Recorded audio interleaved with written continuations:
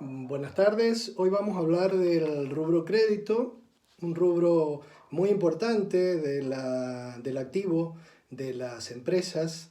Es el rubro por excelencia que muestra los derechos a recibir, que fundamentalmente están dados por derechos a recibir dinero, derechos a recibir bienes y derechos a recibir servicios. Derechos a recibir dinero, como por ejemplo si la empresa tiene un documento a cobrar, es claramente un derecho a recibir dinero. Derechos a recibir bienes es cuando la empresa lo ha pagado y todavía el bien no lo ha recibido, como por ejemplo si le ha hecho algún anticipo a proveedores, en cuyo caso tiene derecho a recibir esa mercadería, por ejemplo, que compró o que pagó y todavía no recibió.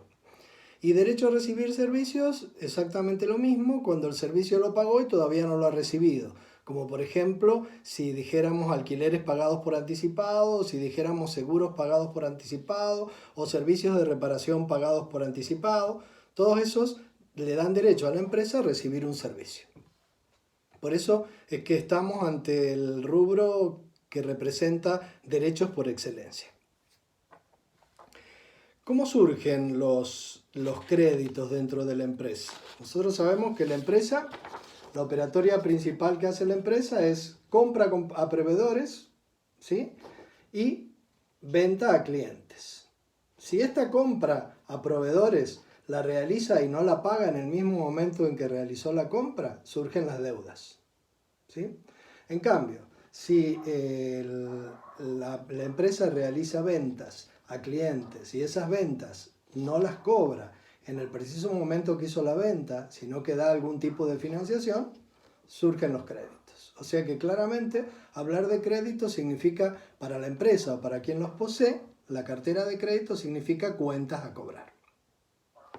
Bien, entonces pensemos que el rubro crédito fundamentalmente se divide en dos. Se divide en créditos por un lado y otros créditos por el otro. ¿Por qué se hace esa división del rubro créditos y otros créditos? Las dos son derechos a recibir.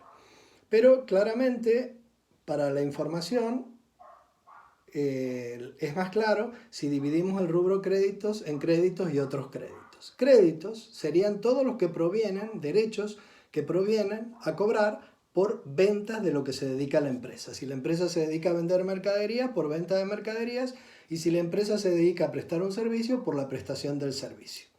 Todos los derechos que surjan por esa operatoria van dentro del rubro crédito. Documentos a cobrar, deudores por venta, van dentro, cheques diferidos a cobrar, van dentro de este rubro.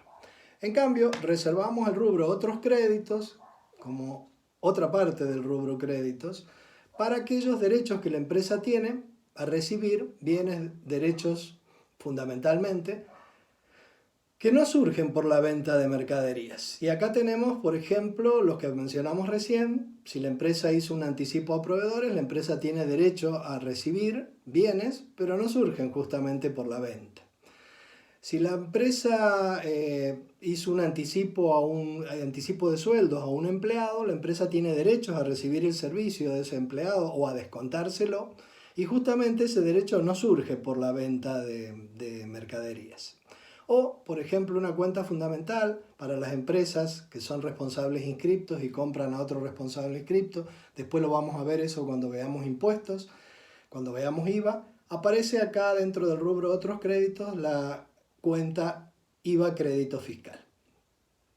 Bien, entonces recién hablamos de cuentas que forman el rubro créditos, ¿sí? Y entonces pensemos en qué cuentas forman el rubro créditos. Hay una cuenta que se llama deudores por ventas.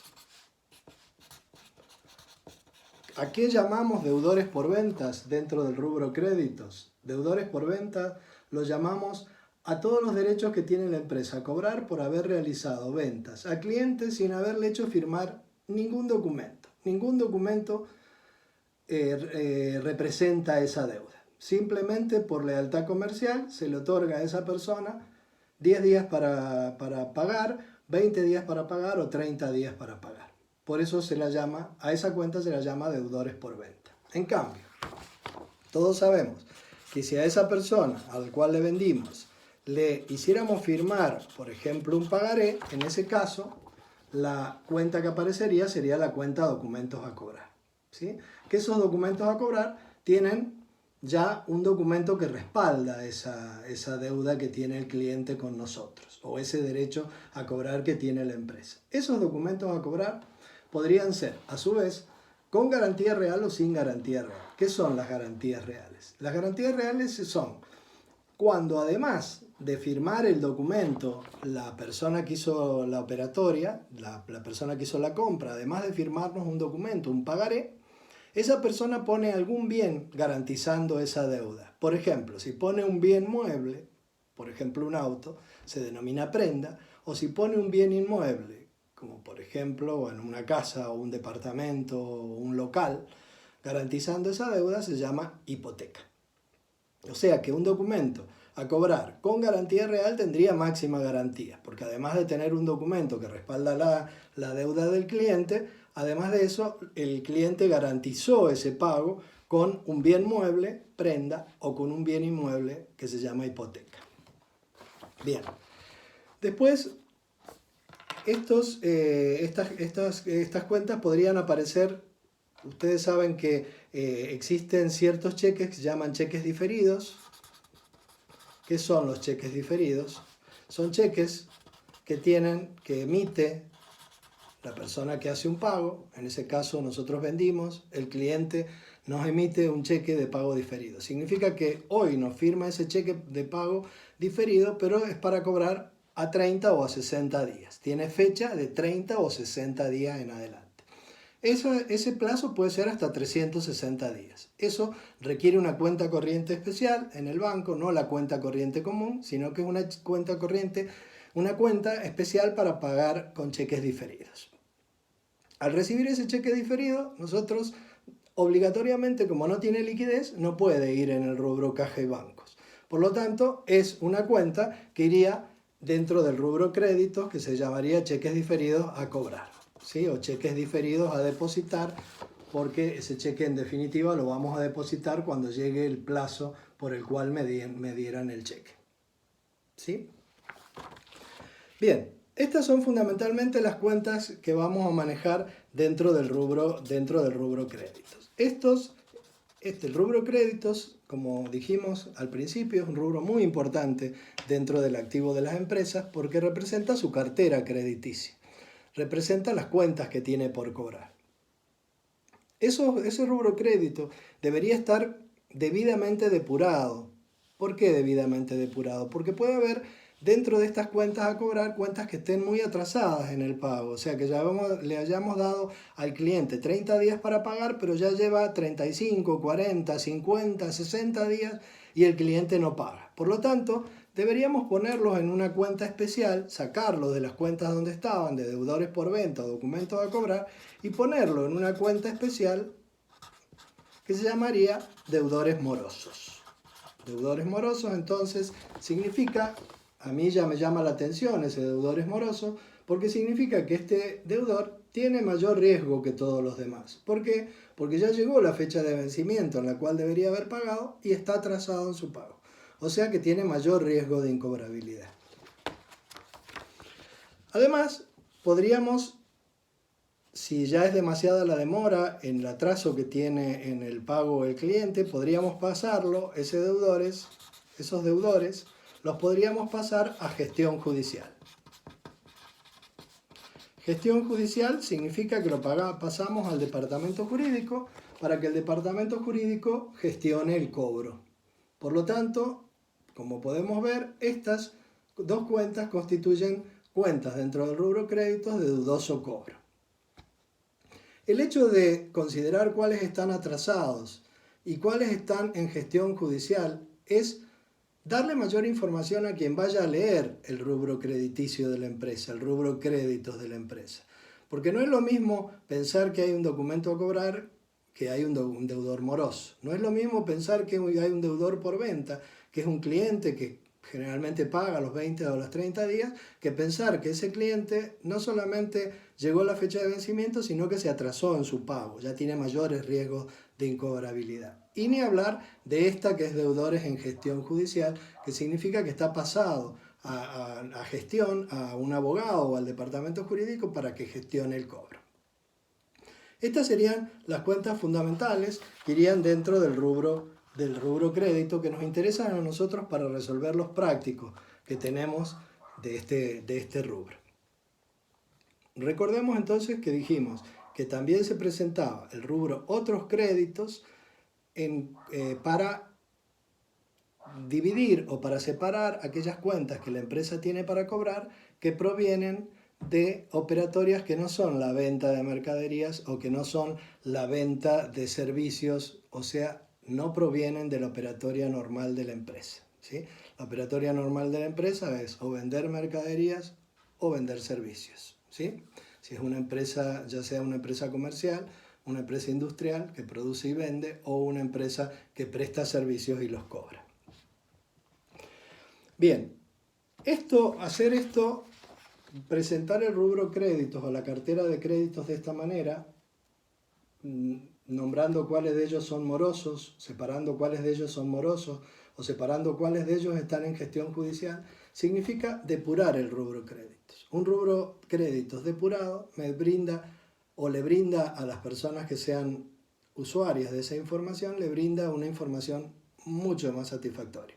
¿Por qué? Porque puede ver cuáles son riesgosos de cobrar, ¿sí? Este es uno de los rubros que aparecen dentro del activo de las empresas que pueden mostrar mayores sorpresas. Si alguno de estos créditos no se cobrara, podría modificar sustancialmente el activo de la empresa. Por eso el rubro créditos es un rubro tan importante. Bien, si nosotros tenemos una cartera crediticia y dentro de todas estas cuentas que vimos, supongamos que sumara un determinado valor, todas estas cuentas sumaran que la empresa tiene a cobrar 600.000 pesos, ¿sí? Nosotros brindamos esa información, o sea, las cuentas a cobrar que tienen empresas de 600.000 pesos. Esto, además de estar depurado, que eso es lo que corresponde, que así estuviera, porque están puestos en moroso y en gestión judicial, además de eso debería estar correctamente previsionados. ¿Qué significa correctamente previsionados? Significa que al momento de presentar la información contable, que es al cierre de ejercicio o al cierre de un periodo contable, que supongamos que es anual, ¿sí? Al cerrar esta información, debería calcular una previsión, prever, hacerlo con anticipación, prever cuánto es posible que de estos 600.000 pesos no cobre. Eso significa hacer una previsión que se denomina previsión para incobrables. En el próximo video vamos a ver cómo se calcula esa previsión para incobrables. Por el momento, vamos a ver cómo se realiza el cálculo de los intereses, porque nosotros debemos saber que el dinero tiene un valor en el tiempo, o sea, nadie regala ninguna financiación. Si la empresa vende a crédito, ¿sí? Significa que tiene cuentas por cobrar, significa que de ninguna manera va a vender y va a cobrar a 20 días sin recibir una compensación por ese tiempo que le da al cliente para hacer esto. O sea, muchas veces no está declarado el interés que nos cobran, pero generalmente cuando se da un plazo de tiempo entre la venta y el cobro, se realiza un cobro de intereses, ¿sí? La fórmula para determinar este cálculo de intereses es la que determina el capital por razón por el tiempo dividido 100 por unidad de tiempo. Esta es la fórmula para calcular el interés. El interés se calcula a través de esta fórmula. Capital, que es el valor por el cual hicimos la venta. La razón, que sería el interés que yo le voy a cobrar a esta persona. El tiempo es por cuánto le concedí el crédito, 20 días, 30 días, lo que fuera. Siempre dividido 100 por la unidad de tiempo. Este es el elemento que más cuesta en la determinación de la fórmula de interés. Por lo tanto, vamos a ver algunos ejemplos de esa determinación de interés. Supongamos que concedemos un crédito por 100.000 pesos con una tasa del 40% anual, ¿sí? Y que concedemos el crédito por 30 días sobre 100 por, ahí tengo que calcular la unidad de tiempo. Fíjense que yo arriba de la tasa puse anual, 40 anual, y puse 30 y arriba aclaré que son días, ¿sí? Eso me facilita a la hora de determinar la unidad de tiempo abajo. Para determinar la unidad de tiempo yo siempre digo cuánto de esto hay en esto. O sea, en este caso preguntaría cuántos días hay en el año. Y eso me determinaría la unidad de tiempo abajo. Que en este caso vamos a tomar años de 360, de 360 días. Si toman 365 días no está mal. Pero generalmente se toman años de 360 para no andar contando meses de 28, 29, 30, 31. Entonces directamente se determina 360 días abajo, ¿sí? De manera que esta sería la fórmula que me determinaría el interés.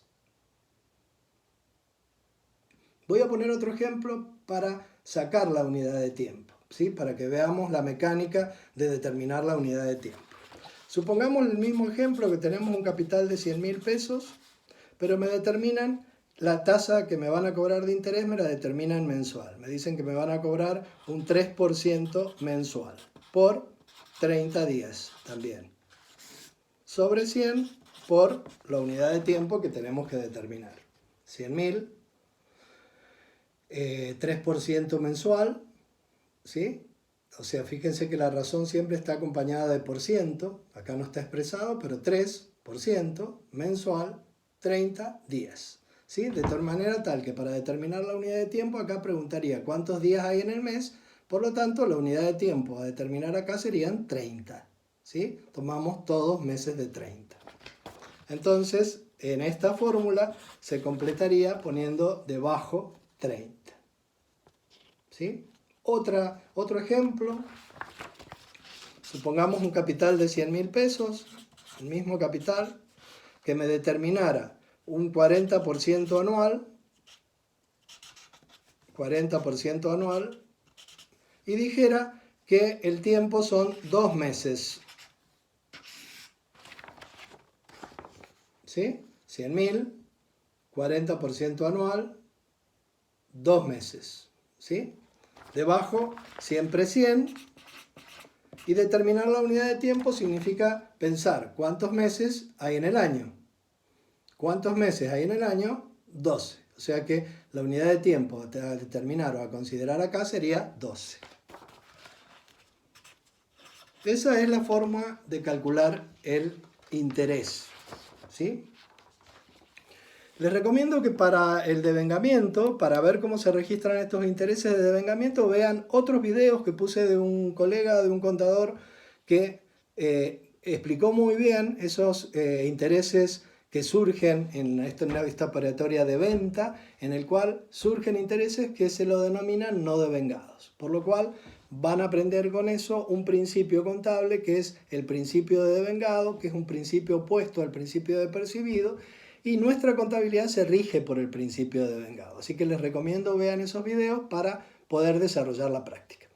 Gracias y los espero con opiniones en el foro.